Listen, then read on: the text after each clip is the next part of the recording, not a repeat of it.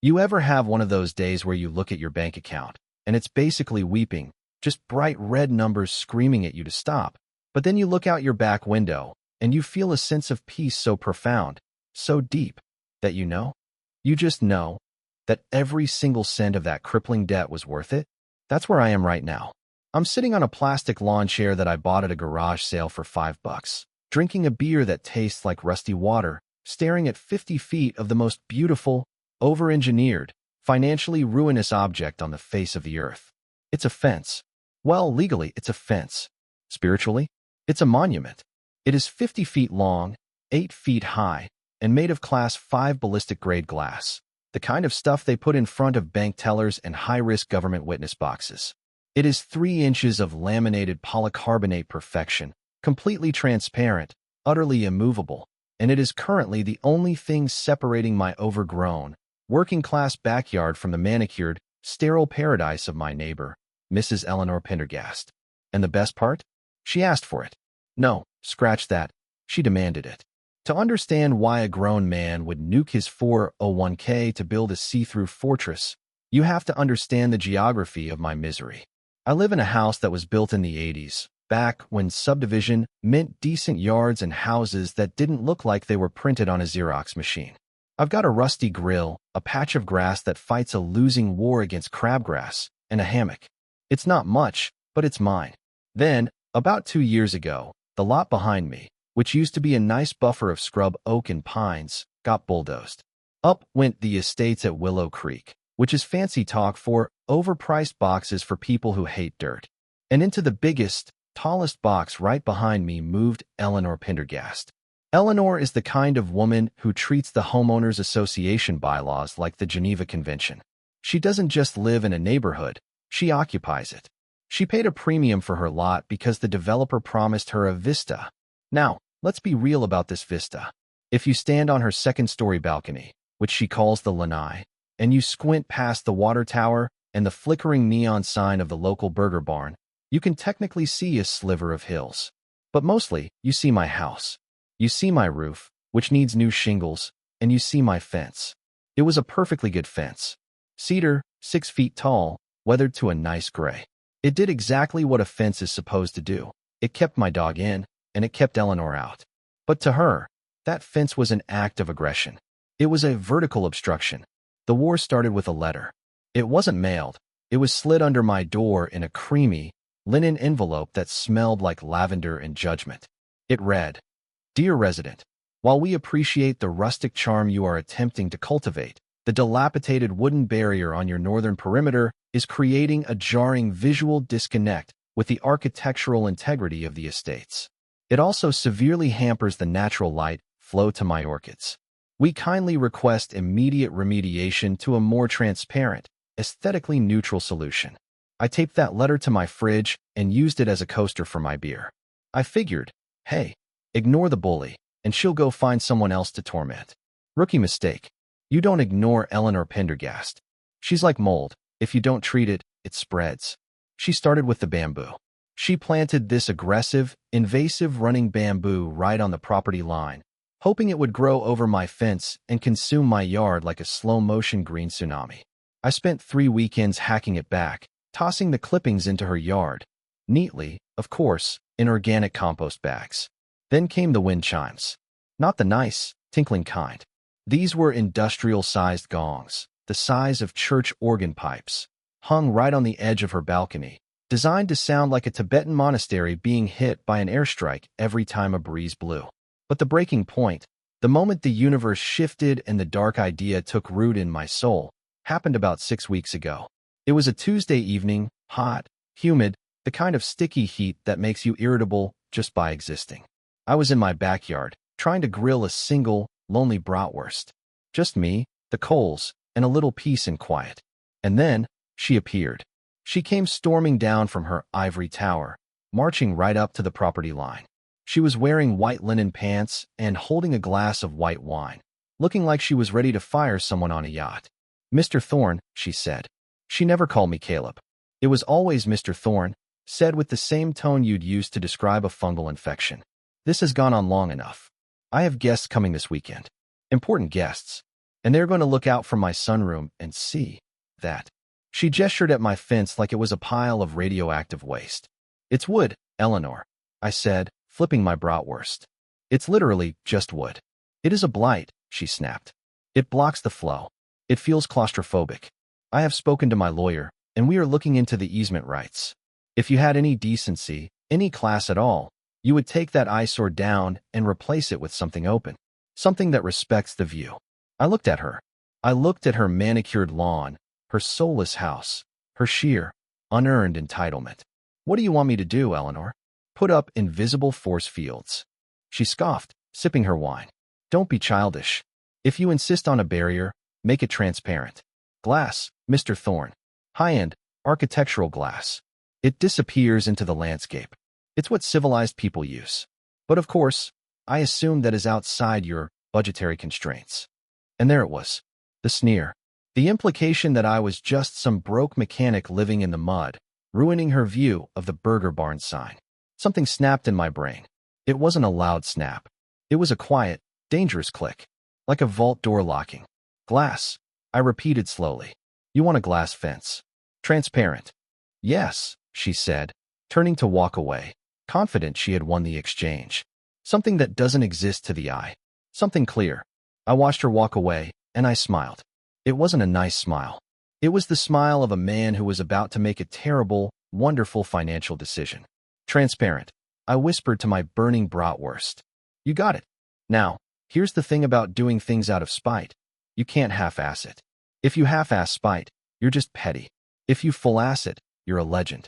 I didn't want a glass fence. I wanted a statement. I wanted a barrier that would outlast religion. I started calling contractors.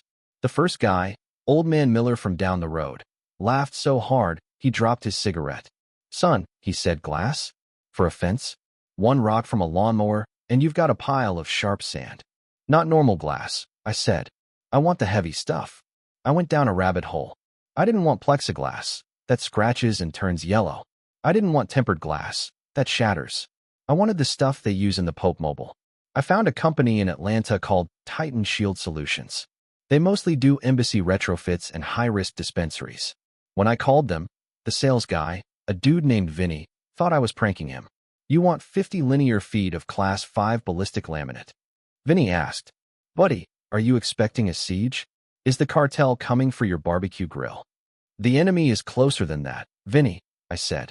And she wears linen. It turns out, Vinny had a surplus. A canceled order for a cannabis distribution center in Colorado that lost its license. 6 massive panels, 8 feet tall, 8 feet wide, 1.5 inches thick, multi-layered polycarbonate sandwich, capable of stopping a .308 rifle round, weighing about 1,000 pounds each. I can give them to you for cost, Vinny said, just because I have to clear the warehouse. But the installation? The footings? That's gonna hurt. It didn't just hurt. It was surgery. I drained my savings. I maxed out 2 credit cards. I took out a personal loan that I told the bank was for home improvements, which technically wasn't a lie. 2 weeks later, the trucks arrived. Not pickup trucks. Flatbeds. A crane. A cement mixer. Eleanor came out onto her balcony to watch. She looked delighted. She was sipping her coffee, smiling down at the crew digging trenches in my yard. She thought I had folded. She thought I was putting in some dainty, decorative plexiglass panels. Maybe some nice frameless wind guards like you see at a fancy hotel pool. She thought she had bullied the peasant into submission. She had no idea she was witnessing the construction of the Maginot Line. The crew dug 4 feet down. They poured reinforced concrete footings thick enough to hold up a parking garage. Then came the crane, lifting these massive, terrifyingly heavy sheets of glass into the air. They slotted them into steel channels that were bolted into the concrete. It took 3 days. When the last panel was secured and the crew wiped down the surface with industrial cleaner, silence fell over the neighborhood. It was magnificent. It was 50 feet of absolute, crystal clear invincibility. It was so transparent that from a distance, it looked like the air itself had just decided to become solid. I stood in my yard, sweaty, covered in dirt, and broke as a joke, waiting for the inspection. The screen door on the balcony opened. Eleanor stepped out. She looked down. She frowned. She squinted. She took off her sunglasses and leaned over the railing. Something was wrong. She could see into my yard perfectly, every weed, every rusty tool, but the fence didn't look dainty. It looked thick. The edges had a slight green tint from the sheer density of the layers. The steel posts were industrial grade. It didn't look like a garden feature. It looked like the perimeter of a black site prison. She came downstairs. She walked up to the property line. She reached out a hand and touched the glass. Thud. It didn't ring like a window pane. It thudded like a concrete wall. What? What is this? She asked, her voice trembling slightly. I walked up to my side. I pressed my palm against hers, separated by 1.5 inches of bulletproof engineering. It's glass, Eleanor, I said, my voice muffled but audible. Just like you asked. Transparent. Uninterrupted visual flow. It's monstrous, she whispered. It's thick. It distorts the light. Why is it so thick? Safety first, I beamed. This is Class 5 ballistic laminate. I wanted to make sure your guests were safe. You know, from rogue frisbees. Or meteorites. I didn't ask for a bunker, she shrieked. I asked for an aesthetic improvement. This looks like I'm visiting someone in federal prison. But you can see the view. I pointed out, gesturing to the Burger Barn sign in the distance. Total transparency. I think it really opens up the space. Now we can share every moment together. She turned red. A deep, blotchy, violent shade of red. She realized, in that moment, the tactical error she had made. She had demanded transparency. She got it. Now, she had a front row seat to my life, framed by a barrier she couldn't complain about because it met every single one of her technical specifications. She stormed back inside. I cracked a beer. Victory tasted sweet. But victory, as it turns out, is expensive. About a week later, the adrenaline wore off, and the reality of my bank statement set in. I was in the hole. Deep. The monthly payments on the loan were going to eat my lunch money for the next 5 years. I was sitting in my backyard, eating instant ramen because I couldn't afford steak, staring at my glorious, expensive wall, wondering if I had ruined my financial future for a joke. I watched a kid ride his bike down the alleyway alongside the houses. He stopped when he saw the glass. He dropped his bike. He walked up to it, tapped it, realized it was solid, and his jaw dropped. Whoa, he said. Is that real? Yeah, I said. Bulletproof. No way, he said. That's awesome. He pulled out his phone and took a selfie with it. Then a couple walking their dog stopped. They stared. Is this for security? The woman asked. No, I said, slurping a noodle. It's for spite. They laughed. They laughed hard. They asked for the story.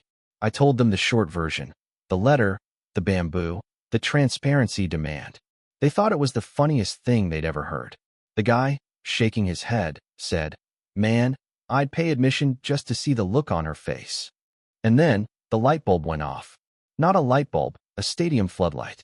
I ran inside, grabbed a piece of cardboard and a Sharpie, and wrote a sign. I staked it into the ground right next to the glass, facing the public alleyway that ran along the side of our lots. The sign read, The Exhibit of Malicious Compliance, a Study in Neighborly Relations and Ballistic Engineering. See the view she demanded. Witness the architecture of petty revenge. Donations accepted to offset the spite debt. Venmo QR code below. I didn't think it would work. Honestly, I thought maybe the kid on the bike would send me $5. But the internet is a weird place. The kid posted his selfie. The couple posted their story on the Neighborhood Next Door app, which usually is a cesspool of complaints. But for once, the community rallied. Everyone hated the HOA. Everyone knew an Eleanor. By Saturday, there were people. Not a crowd, but a steady trickle. People walking their dogs, detouring to see the wall. They'd stand there, tap the glass, marvel at the thickness, read the sign, look up at Eleanor's balcony, giggle, and scan the QR code. Ding. $5. For the fight against Karens. Ding. $10.